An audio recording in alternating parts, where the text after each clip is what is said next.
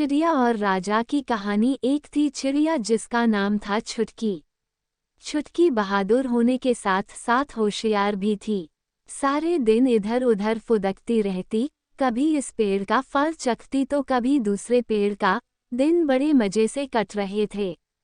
एक दिन छुटकी राजा के राजमहल की छत पर बैठी थी, तभी उसकी नज़र छत पर रखे हुए बड़े आकर्षक कांच के एक गुलदस्ते पर पड़ी। कौतूहलवश वह जाकर उस पर बैठ गई और लगी शरारत करने।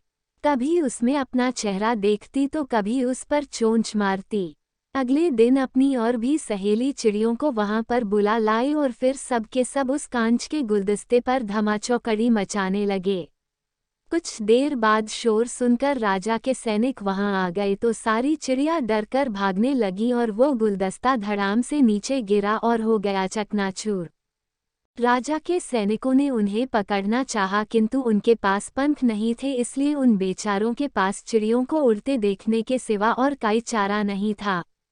यह सारी बात सैनिकों ने राजा को बताई, जिस पर राजा को बड़ा क्रोध आया और उसने अपने मंत्री को बुलाकर आगे की योजना समझाई।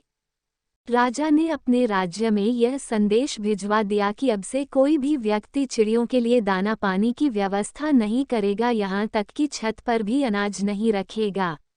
यह सब छुटकी सुन रही थी।